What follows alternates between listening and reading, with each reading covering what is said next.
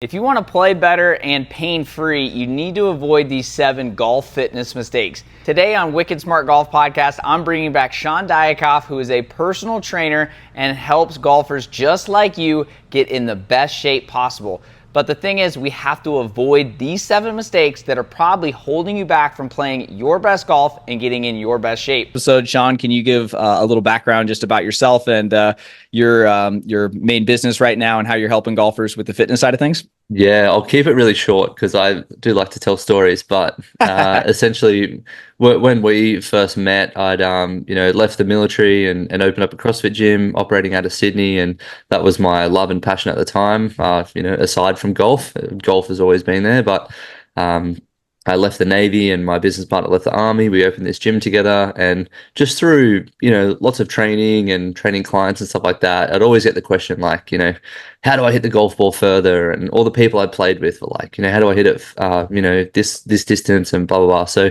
I was like, look, I'm going to keep these two things separate because I really love golf and I really love training. So I don't want to mix the two and cause all these problems with like having business into meshing with it and all that sort of jazz. So I was like, okay, it's going to stay separate. Then over time, and obviously through COVID and everything else, like gyms weren't doing too well, and the opportunity presented itself to move this this golf fitness business, to an online space, and that's sort of where we land now.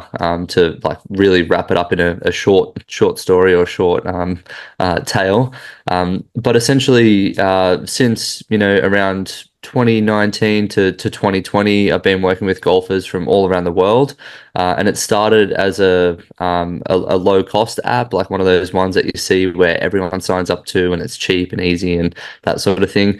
But I didn't really enjoy it as much as what I enjoyed from working in the gym, and that was actually getting to know my clients and assessing them and learning who they are and what drives them and why they wanted to do these certain things and why it's important for them to be achieving these goals. So over the last sort of maybe 2 to 2.5 years, I've moved away from that model of, trying to help every golfer and just really niching down a lot more to just helping, 40, 45 to 55-year-old guys or girls who, are experiencing certain issues in their game or wanting to gain distance back or get away from pain and things like this.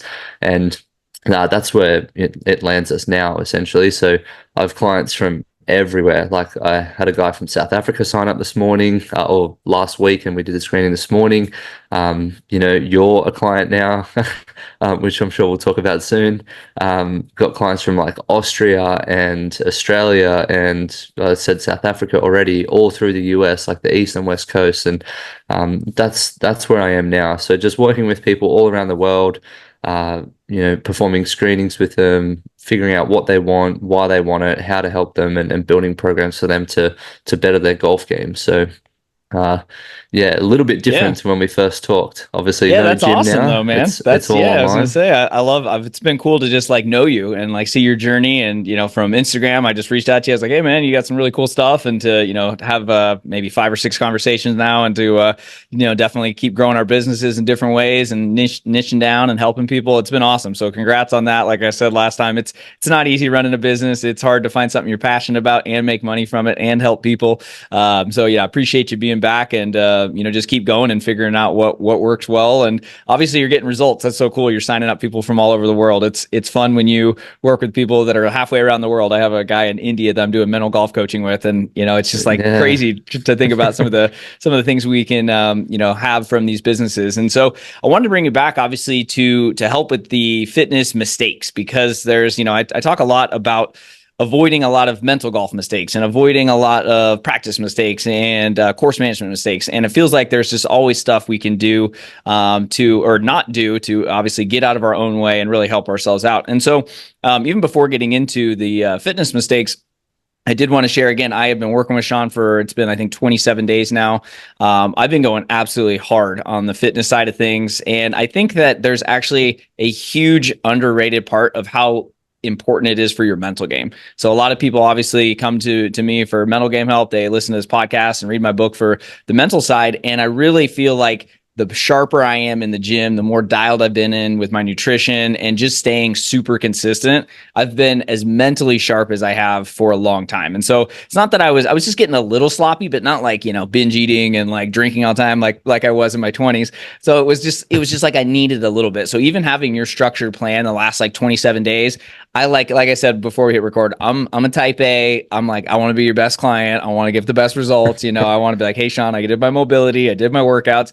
But I think that even just as a broader picture, just for people maybe listening and they have zero fitness plan right now or zero, kind of nutrition or anything like that. Like there's so many mental benefits to it when you're eating a little bit better, when you're working out consistently, when you're doing some cardio, when you're just moving. Like I've just found so many benefits to that. I'm sure you could speak a lot more eloquently to that, but have you just found that, when you're dialed in with the fitness side of things, it really can help with the mental side too? 100%, mate. It's there's a lot of like chicken and egg in this scenario because obviously we need to be feeling a certain way about ourselves, or a lot of people need to feel a certain way about themselves to feel confident to go into a gym. Because a lot of people don't feel like they can go into a gym if they're the overweight or the unfit person, like they feel out of place. But it's like, well, actually to go to a gym is like to get you away from that place. So like you need to go there at some point to like help you.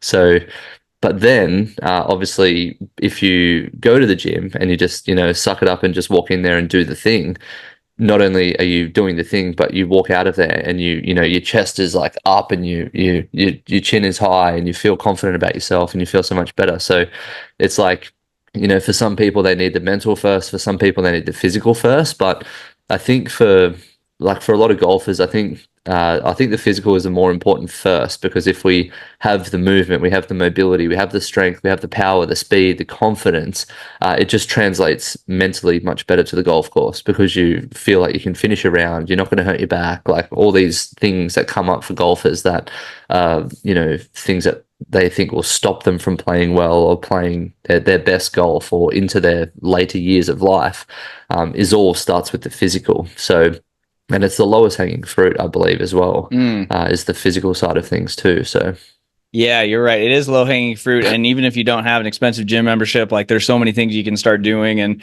obviously, we'll get into the fitness mistakes here in just a second. But I wanted to just think about this just like motivation clip I listened to. It's got Joe Rogan on it. And he's talking about how we just don't do enough hard stuff. And so when stuff does come up in golf and life and business, with everything feels so tough, So if you hit a great shot, but then it ends up in a fairway divot, it's easy to be like, oh, whiny and being pissed off. But it's like if you're doing hard stuff all the time, and if you're doing it in a physical sense, like you're training and you're doing things that most people aren't doing, you're adapting to those hard things. So when stuff does happen in your relationship, in business, in golf, you're able to deal with it so much better. And I think that's like the hidden benefit of it all. And so that's why I have like kind of a birthday countdown, and that also helped me, really be dialed and working with you and stuff. But it's like you got to find those things so that way, because bad stuff's going to happen on and off the course, and you got to be ready for it. And so like I think if you're getting your fitness under control, it can really help with that. yeah, 100%. And there's so many different like examples of that. But one of the ones that I love is saunas and ice baths. Like they're two Mm-hmm. of the easiest things that people can do a lot. And there's so many different studies about this, but essentially, if a lot of people see it as, like, oh, why would you just like sort of torture yourself like that? But the physical side of things, if you're exposing your body to like ever increasing or slightly increasing, just like progressive overload in training, but the stimulus on the body is like slightly harder each time, in a hot environment or a cold environment, you're making your body more resilient. So you'll get less colds and you'll get less, sicknesses and illnesses and stuff, because your body is more resilient at fighting against things which are external, to the body, that are happening to it. Not only that, you learn to do other things like breathing through it. So, Mm-hmm. when it's hot in a sauna, like you go to your breath, you go through nasal breaths and out through the mouth. Same with in the ice bath. The first thing they teach you before you jump in, if you do a course or some sort of training on it where they, submerge you and all that type of stuff, it's like go back to your breath, because that's something that's in your control and the external factors are not in your control. So go to the thing that you can control first, and then the other things will seem much easier. So there's yeah, a lot of different examples of adversity happening, whether mentally or physically to the body, Hmm. which cause us to be more robust and resilient as human beings, mentally and physically. And that's what you're going to need in this crazy game of golf, because there's going to be, you need to be breathing, you need to have your mental game, and you need to be able to deal with hard stuff because it's coming. 100%, dude. Every time I play, it happens. I know it never ceases to amaze me. It's like I feel like at this point, 25 plus years in, I feel like I'd figure it out more, but still always learning. So let's get into some of these fitness mistakes, because you had a bunch on your list. I had a bunch on my list. So I had 7 here that we'll go through with you guys today. Because I feel like, again, if you can avoid these mistakes, you're going to be well on your way to playing golf longer, avoiding those back injuries that plague so many golfers, hitting it longer, hitting it better, and probably having a lot more fun. So the first one that and again, these are all mistakes I think I've made at this point. So again, I always like to preface that, like, if there's a golf mistake or a mental mistake or a fitness mistake, I've probably made it. So this is something that I've definitely been working with myself and with you.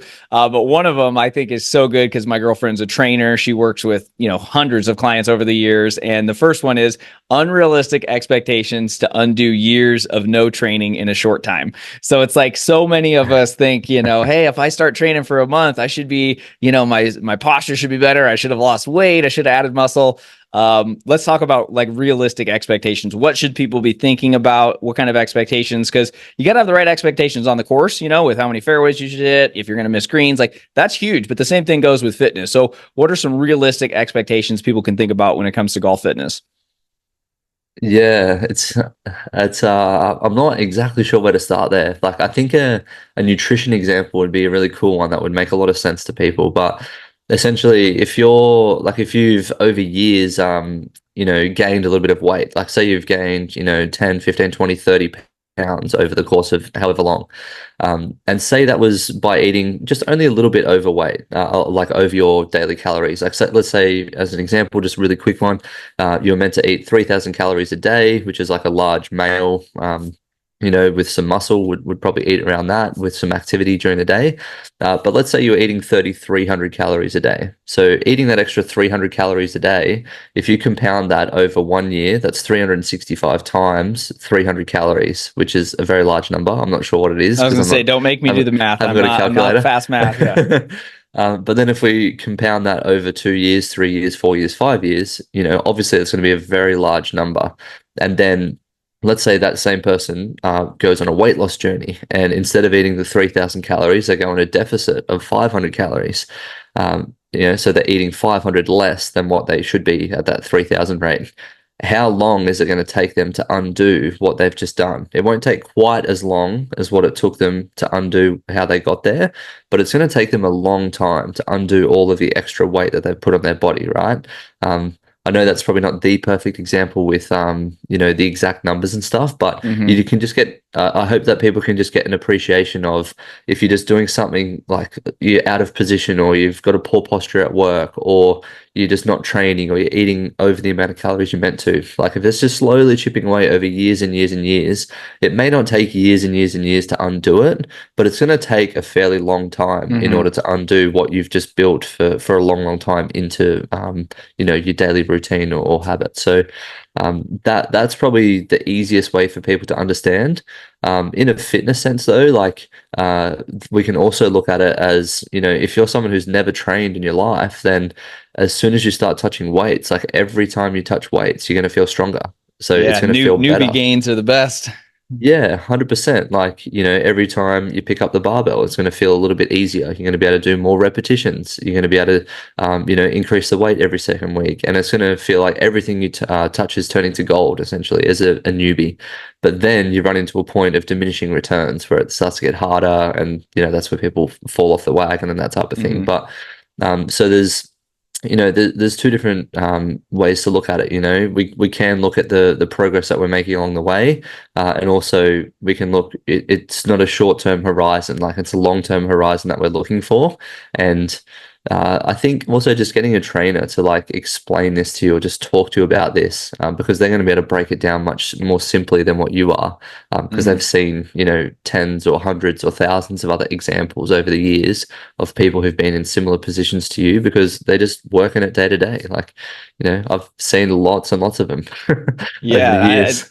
Exactly. I just think that, and again, I've made this mistake too. When I put on a few and then I, get back into it and be like, why don't I see any results? It's been 2 weeks. It's like, well, it took more than 2 weeks to get here, Mike, or more than a month. Like, so it's like having the right expectations on the course, off the course, like, and thinking about it as a long-term thing. Like, I hate the word diet. I hate like people that are just doing something for 30 days and they're just going to go back to it. Like, this is your life. Like, if you really want to play golf forever and you want to be able to be a good parent, a good spouse, and don't want to have to pay a bunch of medical bills, like, focus on your fitness for a long-term thing. Don't just do it for 30 days or 60 days. You know what I mean? I feel like that's something I hear Lori talk about with her clients so many times, and something that I just think about in the long term too, because I want to be able to do all these things. I want to be doing this podcast still. And like, when I'm 80, I want to just be like super energetic. I want to be playing golf. I want to be playing in tournaments. But if you're struggling with injuries and you're, struggling with the health side of things, it's just not going to be there. So think about it more like a long-term approach than just a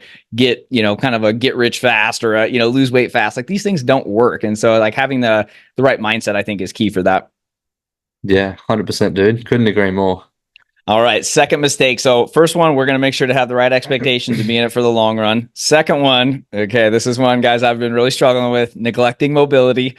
What is mobility, Shaun? How is mobility different than flexibility, and why is it so important in golf? Yeah, so the key difference between the two. So flexibility is your range of motion around a joint. So think of something like your hips and how big a circle you could make with your hips, or how big a circle you can make with your shoulders. That's mobility, range of motion around a joint. Flexibility is range of motion along two joints. So essentially, if you look between your kneecap and your hip, or where your femur attaches into your hip, that's your hamstring. Yeah, so that we look along the hamstring, that's hamstring flexibility. We don't have mobile hamstrings, we have flexible hamstrings. So that's the key difference between the two there. And what was the second part to the question? Sorry. Why is it so important in your in the golf game? Okay, cool. Yeah, I got caught up in my explanation. So it's important in the golf game because we've got certain pieces of the body or parts of the body that need to function in a certain way in order for us to complete a full swing that's going to exceed the demands of what the swing asks us to do. So TPI have actually studied this really well. They've, got hundreds of thousands, not just thousands, like hundreds of thousands of people that they've screened, from tour professionals to, 70, 80-year-olds who play golf to a decent level, and some who are, just 30 handicappers who go out just to have fun because they're retired.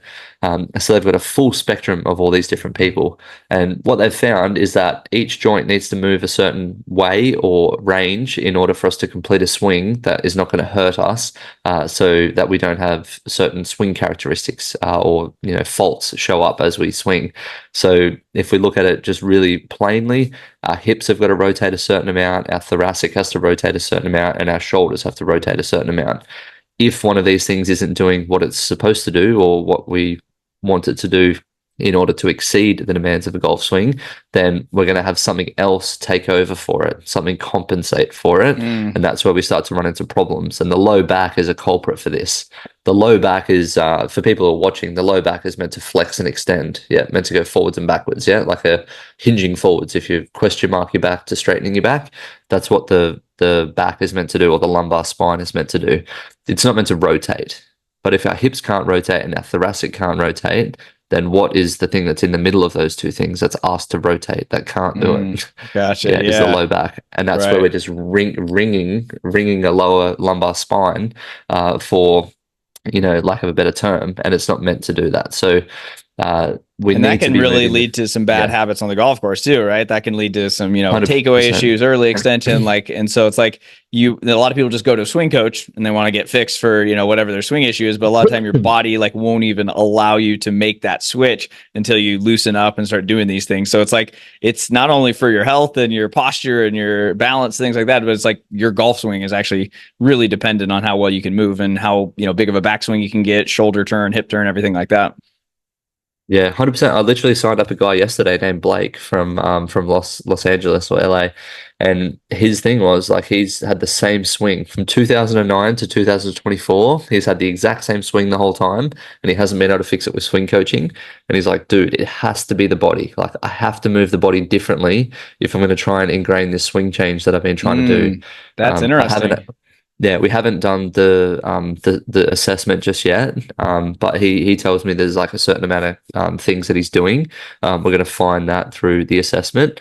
But you know, he's just been bashing his head against the wall for years and Hmm. years and years, trying to change something which, you know, the body just can't do it. So Yeah. it's like the old example. You know, here's Adam Scott, you know, the beautiful man of an Australian, versus you, who looks really, really bad swinging the golf club.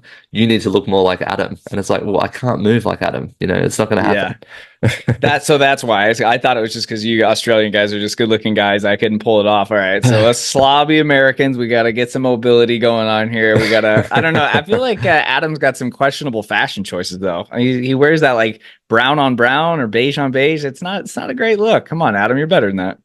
He's an old man, so he's got old man fashion sense. He's in his 40s. I love it. I know. Well, I saw there's a 15-year-old playing in the PGA Tour today. So yeah, he is definitely an Oh, old man compared to that. That's crazy. crazy, dude. All right. So second part was again neglecting mobility. You just went over the benefits to it and how it's going to help your golf swing. What like you've given me basically 3 or 4 exercises to do pretty much every day, which only takes like 10, 15 minutes. The first few days took a little longer because I was so stiff and not mobile.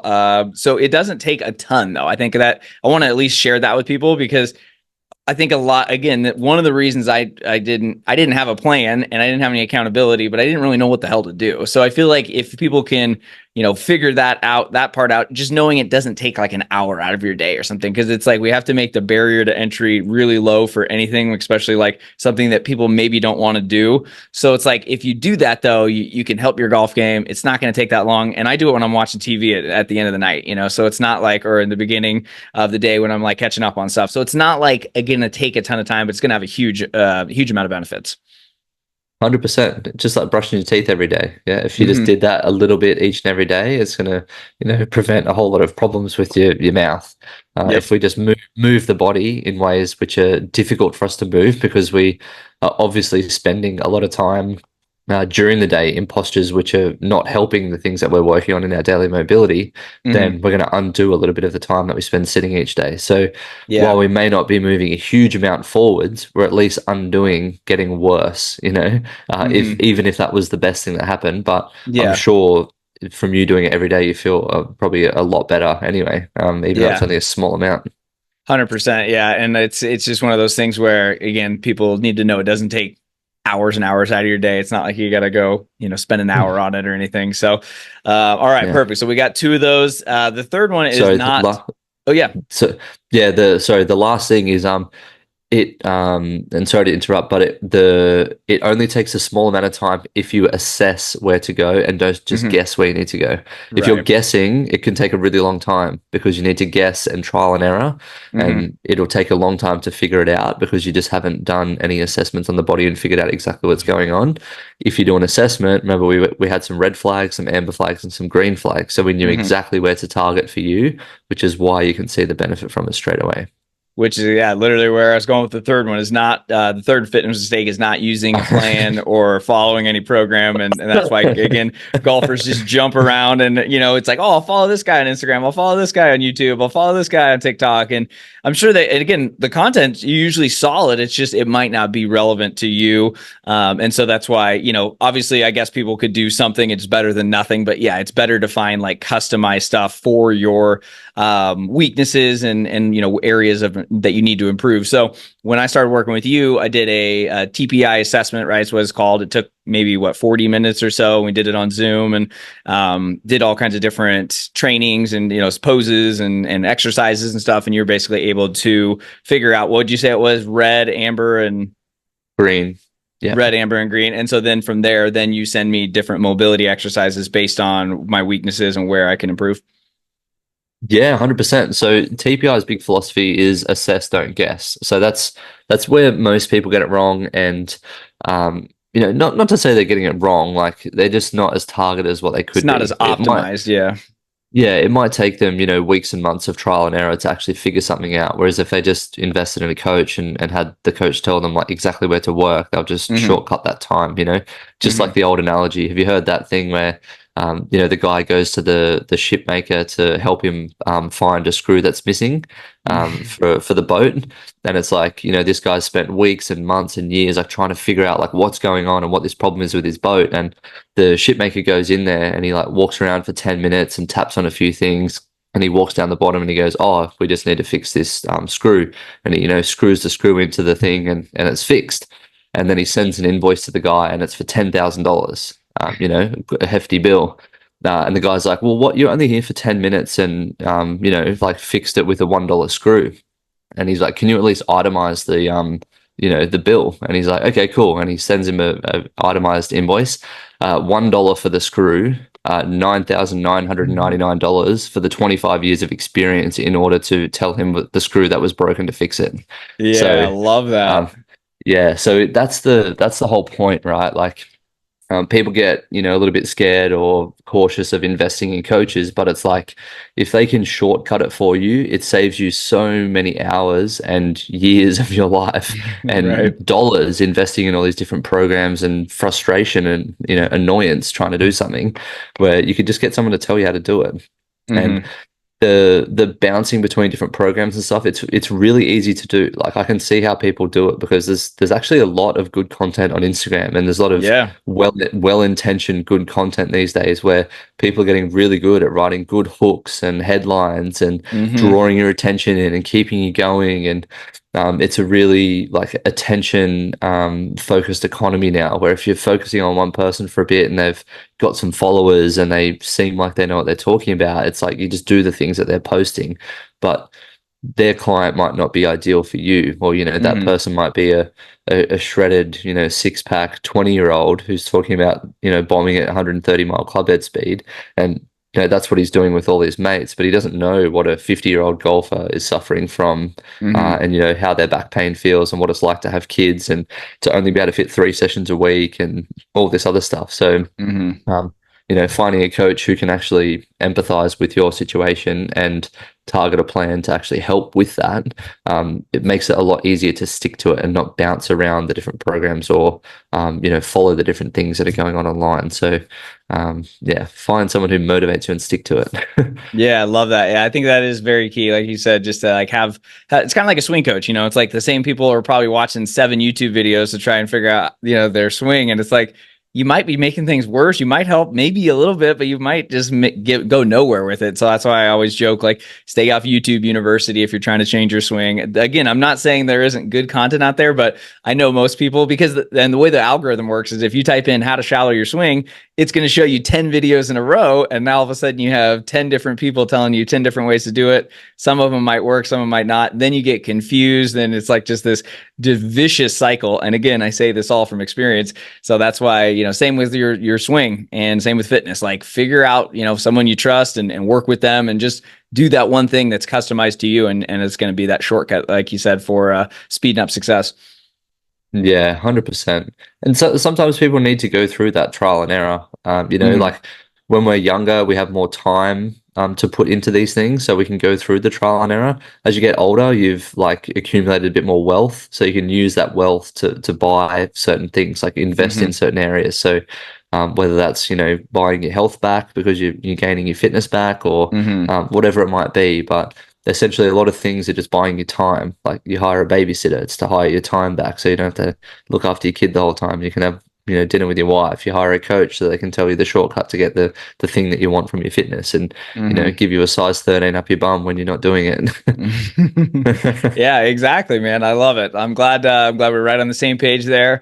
The fourth mistake here was too much upper body strength, which is also super funny because I had a guy on my podcast, Colin McCarthy. He's I don't know if you follow him on Instagram. He's got a big following, and he talks about a golf body type. So basically, changing your swing based on your body. Like if you have really long arms, it's going to be very different than someone that has short arms and different heights and stuff like that. So I think it's a really good approach to the game. But when I did a screening with him, he's like, "Dude, stop working out your upper body so much." He's like, "You're They're like, this is all upper body. So, and Lori gives me some shit sometimes about not working out legs enough. So that probably is definitely the fourth mistake that I wanted to talk about is making sure we're not neglecting our lower half, just because it is so important for, testosterone production, for health, for, just obviously strengthening your back, your core. Is that just something you see most guys are just like, top heavy and they want to be focused on that and skip leg day? There's a few, and I mean, because legs hurt, right? Like you do a Right. good leg day and it hurts. Oh yeah. One of the ways, and you'll be experiencing this now is, what used to be the common way of training, and for the guys who are in their 40s and 50s and stuff that I work with a lot, they might have done a whole lot of like body part split training sessions where they like just Mm. hammer legs. So they do like 10 to 15 sets of legs on Monday, or Monday's International Chest Day, so they would have done chest on Always. Monday, and Always. then Wednesday might have been legs, and Thursday might have been shoulders and traps, and Friday Mm. might have been back and buys or something. Like very heavily upper body dominated with one leg day, and the leg day was sort of half-assed as like a rest day almost with a bit of a run. Yep. Um, but these days we understand You're like. really describing my college experience, by the way. Like that was so much chest, so many arms and abs on Friday before the weekend. So yeah, that was always the strategy in college. Dude, you gotta look good while you're drinking that schooner of beer or that pint of beer. Exactly, exactly. All right, sorry to interrupt you. I had a flashback of my college days with my roommates at LA Fitness. We were definitely top Ah, heavy on there, but I've definitely been feeling the leg side of it more. I've definitely been doing a better job of it the last few years. But I mean, how does it help too with just like, or why is it so important to do those split training? So like you said, it's like, don't just do chest, 10 sets or 15 sets. Like that's how I used to train. That's how I grew up training. Like why is it important to do kind of a full body split, especially for golfers? yeah, so I love the full body split for golfers because as long as we're hitting a certain amount of volume across a week, we know nowadays from all the studies that have come out from very intelligent people like Andy Galpin, he's a guy that I absolutely love his content. If you want to follow someone, he's been on the Human Lab podcast and Oh, he's got nice. his own podcast and books and stuff like this. I interviewed him on my podcast a few years ago, but he's super, super knowledgeable about it. And he'll tell you all the sets and everything that you need to do. And he's actually Hmm. studied people with muscle biopsies, like got a pen, like a ballpoint pen sized needle, stuck it into their leg, and then pulled out muscle and tested before and after doing sets and reps of things and how it's like affected the cellular level of muscles. So we've got all of this information, and he says from his findings that as long as we hit a certain amount of volume per week across body parts, we're going to make progress. And if we Mm. can split that up so that we're not super sore on every single day, it takes away from what most golfers are really afraid of, which is losing their feel when they're playing golf. Like Yeah. most golfers I talk to are like, I don't want to lose my feel. I don't want to be so sore that I can't play on the one day a week that I can play, or the one Hmm. and a half days that I get to play, 18 holes on Sunday and 9 holes on Friday afternoon or something like that, Yeah. which is sort of my routine. Um, so they don't want to do that. And if we can split it up by doing the full body split where we're hitting, upper body pushing and pulling and then lower body squatting and hinging movements and combining it with core and rotation and mobility work, then we're hitting the full spectrum of things that we need to work on for golfers. So we're building a complete golfer, but we're doing it in a way that's not making them too sore as long as they get the 3 sessions done across the week or the 4 sessions. Hmm. For someone who needs a bit more volume or whatever, we're going to make the gains that we need, but the soreness and the golf performance is going to remain. Yeah, and I can vouch for that too, because now that you say that, I haven't been like, I've been going like hard too and heavier, but I haven't been like, oh my God, I can't move, like that. It's like fun to feel that way, but then if you have to try and play golf, it's super counterproductive, and you're just like, this isn't helping anything. So yeah, the full body split has definitely helped reduce soreness to the point where I could go play golf any day of the week. It's not like it's going to impact it, and it's been very different, but also like you said, it's kind of nice too. It's not like you just go and you're like, oh, I got to do legs. Like legs are going to be there, but you got back and chest and other stuff still. So I think that is super helpful, and like you said, hopefully people can stick with it, and it's not going to be like getting in the way of their performance on the golf course too. Yeah, 100%. Like, I've got guys who are 65, 67 years old. They follow the program, and then guys as young as, in their 20s. the thing that changes is not the sort of structure that most of them use. They all use a Hmm. very similar structure. They all use a body part split. It's just the volume and the type of exercises within there that changes Okay. based on experience, all that type of stuff. Amount that they can Hmm. recover and their goals and whatnot. So it works for a broad range of people, but the specifics within it need to change based on a few different factors for people. Yeah, that's good to know too, because the audience is pretty diverse here. I'd definitely say 35 to 40 is like the main group, but we got, from my data all the way from, 20s, and I got high school kids I work with all the way up to guys in their 60s I work with. So that's good to know that the structure should still be the same. It's just kind of changing up the exercises and the weights themselves then. Yeah, and the screening is going to tell you what the Right. exercises should be because it's Hmm. based on your limitations and things that you need to work on, right? Right. So essentially what we've covered there is like a bit of a blueprint for how to do it, and then Uh-huh. how to fill it is through the assessment. Okay, perfect. Yeah, that makes a ton of sense. All right, number 5 here is ignoring core strengths. So what is the obviously we know the core is a lot related to the lower back and avoiding some of those injuries. Do you feel that golfers just don't really do they think they're just doing some sit ups or some ab exercises that's enough, or like what are some of the mistakes people make with the core side of things? Yeah, so it's it's either they just go way too hard at it or they just don't do any of it. It's I just an think all or it's nothing. Yeah, and to be honest, like our core, and you'll know this as well, like you do core every single day. There's a Hmm. core and rotation exercise every single day, and you'll do more sets and reps of that than you will of anything else because it can handle more. Because your core as a group of muscles, like we've got obliques and intercostals, and we've got abs, and even the erectors of our spine all form part of like bracing of our core. So it's Hmm. to go around the skeleton of our body to protect everything within there, which is our organs. Yeah, everything is to protect the organs in our body. Um, so with that, I think the biggest problem is people are just like, my core's weak, so they just focus on that and they don't work on any other areas of the body. And because they're going Hmm. so hard at that one thing, and because it's like not really the thing that needed to be worked on, they Yeah. start to develop like overuse problems or like overuse injuries and stuff from Mm. just going too hard at it. Or they work on everything else so much that they build so much horsepower in their legs and their upper body to turn faster and to move more quickly, but they neglect their core, which is essentially can be used as like our braking system when we're doing like speed training. If we're Hmm. not doing anti-rotation exercises as well as rotation exercises, as well as isometric holds for our core, we're not essentially training the braking system. So it's like turning our, I don't even know, like a Kia. You guys drive Kias in the US, right? Like Some a people do, Kia, yeah. a four-cylinder, Right. like $15,000, that your mum drives, sort of Kia, like hairdresser car we call it in Australia. I love it. Um, yeah, a little hairdresser car. You're driving that around, and then you drop a Ferrari engine in it, and you don't change Hmm. anything else, like the suspension and the handling and the brakes and stuff like that. And you just can hammer it, but it just can't support that. So that's what I think not doing a whole lot of core and then doing a whole lot of periphery stuff Mm. leaves people, getting injuries within their core because they're not doing anything and they're doing all the other stuff. They're probably the two biggest problems that I see with people in terms of core training.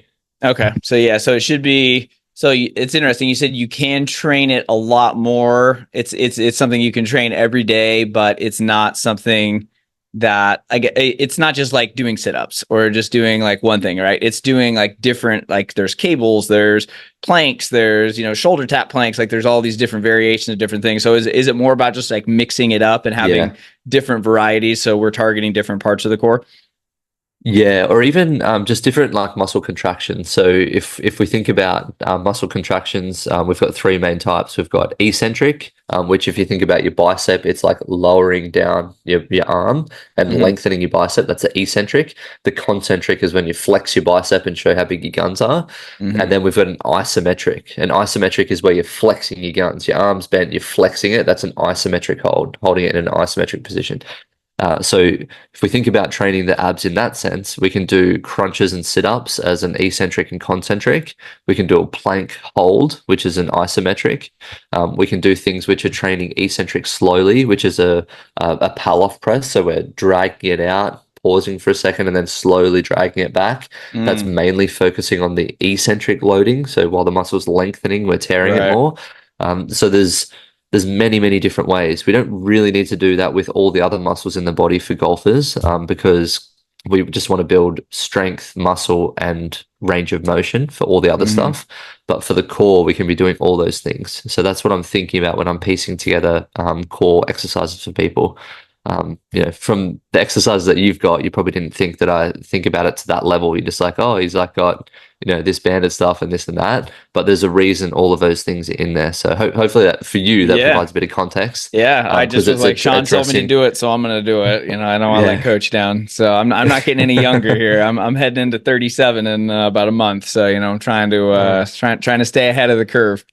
welcome to the club. I got there last month. Okay, happy birthday, by the way. So. All right, so just a couple more fitness mistakes. The sixth one I think is just so simple and something we just need to talk about is just poor form, right? Like if you just have the wrong form, even when you do the assessment, I think you notice. I had one or two things you're like, just do this a little bit different. Like, how important is it to just like learn the basics of like what form do you feel like is sacrificed the most? Is it squats? Is it deadlifts? Is it something that it can directly harm them and their golf swing? Yeah, and this is something which is like really contentious with a lot of people, and I don't ever want to, tell someone like when we did the screening, I didn't want to say to you like, hey, your squats were really bad, because your Mm-hmm. squats weren't actually bad. They were actually very good. But in the context of us trying to increase our range of motion and build strength and muscle through range of motion, there's a slightly different way in which you can do that a little bit better.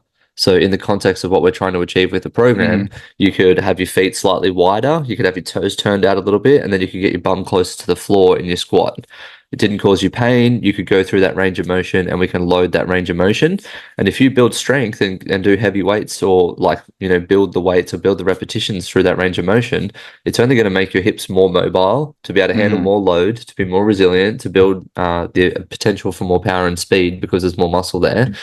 So we're really looking at what we're doing in a sense of like how the movement patterning looks, and is that going to help us to achieve the things that we are rewarded for in a game of golf, or if we were to, who Westside Barbell is, right? Louis Didn't Simmons, the no. powerlifting gym. Uh-uh. So they're in, I want to say they're in Ohio, but they're like world famous for being the strongest gym on the planet. So like everyone in there takes steroids and performance enhancers and stuff like that. Right. But if you look at their movements that they perform, like their squats look very different to what we were talking about when we were adjusting your squats a little bit, Mm, because their intention is not to hit a golf ball. They don't want to get anywhere near a freaking golf ball. right. They want to lift 1,000 pounds for a back squat. It's crazy. Yeah. Yeah. So like context is really important when we're talking about these things, to not get people offside with it for first and foremost, because there's many ways to squat, but there's better ways to be squatting for different applications and Mm, different outcomes or adaptations that we're looking for. So, um, one of the things that my clients get within the individual coaching with me, and you haven't taken this up yet because we did a few of the things when you were on the call, but they have the ability to send me videos within the app so that I can give them coaching on their movements from the gym. So okay. every I was week gonna I've say got, I like the videos that you have in there too. Like you have the videos of yourself like doing those exercises. That's super helpful just to have that even because I feel like a lot of people again just like I don't really know how to do that exercise or I don't really know how to set that station up. So it's nice to even have that too.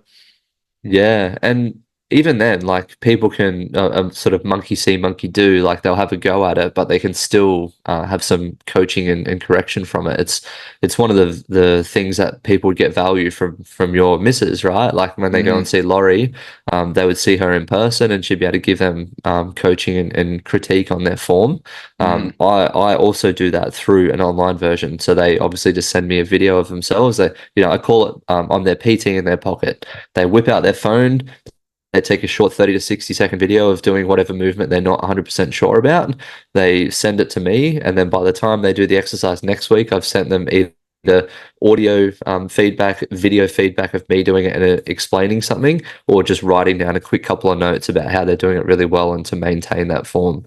Mm-hmm. So, um, and Yeah, we could talk a lot about this. Like obviously form's a big thing for coaches to be talking about, but I Yeah. think yeah, context is key. And Hmm. even if you think you've been doing for something for a really, really long time, one of my clients, he's 67 years old. He's been training for a lot longer than I have, but he values the feedback that I give him for the movements that he's doing because he's seeing some Hmm. really fantastic results on the golf course. You know, at Gotcha. 67, hitting it just as far as when he was 30 and 40 years old, because he's changed some things with his squats and presses and his shoulders and hips are feeling better. So yeah, there's a lot to be said for it. Yeah, and it's kind of just like a golf swing too. It's like when you're changing it, like you want to have someone look at it. You want to like do things like when you're making a golf swing change, you're not doing it at full speed. You're starting at 50%. It's like the same thing. You don't go straight into like heavy weights if you have never done it. Like start lower, get your form right, then start adding it on. So it's just kind of funny as we're going through these how many similarities there are to changing your golf swing too. 100%, mate. Yeah, it's all so similar. Yeah, I know. That's why I had to have you on, man. I feel like if people, because like you said, just like I hadn't even really thought about it. Like, there's so many people want to make swing changes, but their body will physically not let them do it. And so it's like if we can help with that, hopefully, I want people playing as long as they can. I mean, my grandpa before he passed away was pretty much played until the day he died, and he was like in his 80s, and he only played with one arm because he had a shoulder tear and stuff, but he still was playing as long as he could. Like, and so that's like so cool to see. I mean, I love getting paired with guys that are in their 70s or 80s, like out there seeing it like that. That's what I want. And obviously fitness is a big part of it. Yeah, 100%. Oh, Yeah, love I it, love man. it. Yeah, I was saying the last one I think was just the importance of long-term consistency for lasting results. I think that's so important, and I think it's important to have little wins too. Like along the way, and like my birthday, like that's something to count down on. It's kind of like a golf tournament. It's like when you have a golf tournament circled on the calendar, you got to work hard. It's like with a fitness thing. If you're going to a beach vacation, you got that circle on the calendar. You want to kind of do it. So it's like good to have that short-term approach for like the small wins and stuff, but then also like we kind of talked about at the beginning to kind of go full circle. It's like let's make this a lifelong process. Like let's just stay consistent so we can be a better father, be a better friend, be a better spouse. Like we can do all these things better if we're fit, and we're obviously gonna be a better golfer too. So I just wanted to, I guess, kind of get your take on like how you look at fitness and maybe how that's evolved as you've gotten to be an old guy here at 37 too. Yeah, I'm just ahead of you at 37. But so the results that you currently have are a lagging measure of what you've been doing in the past. So Mm-hmm. the way you look, feel, move, everything about you is a lagging measure of what you've done in the past to get to where you are. So if you think about that in terms of fitness, if you in 5 years' time want to look a certain way, perform a certain way, achieve a certain thing physically, the things that you start doing now are going to be the lagging measures for the thing that you achieve in that 5 years' time. So people can ask themselves, what are the things that a person who has achieved this thing do? Like, what is something that they do every single day? Yeah, I can guarantee it's not go to the liquor store or the bottle shop and, buy a six pack of beer, a bottle of bourbon or whatever. It's probably, do your daily mobility. And then the next day it's probably go and do your workout that Shaun has written for you because Shaun's your coach, whatever it might be. But there's certain habits that those people have and have allowed them to achieve that result. So that's what we Mm-hmm. need to be thinking about. Not the result. The result is not the thing that like gets us the results. It's not wanting the result more that gets us the result. It's wanting to do the things daily that actually achieve the thing at the end of the day. So if you think about it like that, then we have to get happy and motivated and excited and be able to enjoy that thing that we're doing along the way. And then people always talk about the journey as the journey is the part that we should all be looking forward to and stuff Yeah. like that. But it truly is like I enjoy testing myself in the gym. I enjoy, doing the exercise. I don't train as much as I used to because for what I need from my body now compared to what I did when I was in the military or, doing CrossFit competitions and stuff is very different. I choose to do the things that I do in the gym because it allows me to perform better on the golf course, to be a better dad, and all that type of stuff. And it's something that's sustainable for the rest of my life. I can Mm-hmm. literally see myself doing a similar amount of sessions per week, whether that's 3 to 4 sessions a week, playing golf twice a week, going for a run once a week, and going for a swim once a week. I can see myself doing that until, like you said, I'm 80, you know. it's not something that's out of the realms of possibility. It's Mm, super sustainable. It's a habit I'll stick to for long term. And, I hope to be one of those guys who's like, a little bit jacked when he's, 70 and he's hitting yeah. it past the 30, 40 year olds. And they're just like, Yep. fuck, I want to be like That's you my when I'm goal. older. That's my goal too, man. Is just to be like flexing on the young kids and be like, hey, I've been doing this as long as you've been alive, like that's it is though. Yeah. It's impressive. And I just had this flashback when I was at a club here in Arizona when I was a member at for a few years. There was a small gym, but there was always this guy in there. He was 95 and he would still go to the gym every day. He was in there like 15, 20 minutes, but it was awesome. And he still hit a few balls. And I have a video of him hitting balls, and I would be in the gym, and I swear to God, every time that somebody came in, it was really early, like 5, 6 a.m., Buzz was there. And this guy was so consistent. I think he just turned 99, and he's still playing golf, still hitting balls. And I was like, man, I remember telling him, like, you're an inspiration. Like, anytime I didn't want to be in there, I'd be like, this guy is 60 years older than me, and he's in here, and that obviously was just something he did his entire life. So yeah, I love that you said the lagging. It's kind of a lagging. Like I don't know how you said it at the beginning of that question, but that really like opened my eyes too. Like how can you do this for the rest of your life? What can you do? And then it's just like think about the 3-year, 5-year you, and have that discipline and patience, and it'll all pay off. Yeah, 100%. And what was the first mistake that we talked about? Unrealistic First myth? expectations to undo years of training in a short time. Yeah, like if doing 5 sessions a week will undo it really quickly, like, it might be good in a short spurt. Like for you at the moment, you've got a really short-term goal of, achieving this thing by the time your birthday when you hit 37. But I'm sure after that, you don't just drop everything. Like Oh sure, no. some Yeah. other habits might creep back in, but you'll still keep up the sessions that we're doing each week because obviously we're going to continue going post your birthday. Oh yeah. You're going to continue doing those 3 sessions and then maybe add one or two other things in that you want to do Hmm. outside of it. And then you'll fit all your golf in. But at the Hmm. moment, golf's taken a back seat. This is the priority. Obviously, this is what you need to work on and want to work on for your self-satisfaction and everything else. But the underlying habit of the consistency of going doesn't change, right? Yeah. That's something that's going to be with you forever. 100%, man. I love it. It's been awesome talking with you, and I know that everybody can avoid these mistakes, and they're going to have a lot of improvements in life and in fitness and in golf. So, where is we talked about working together. Obviously, where are some other places people can follow you, learn more about your app and coaching?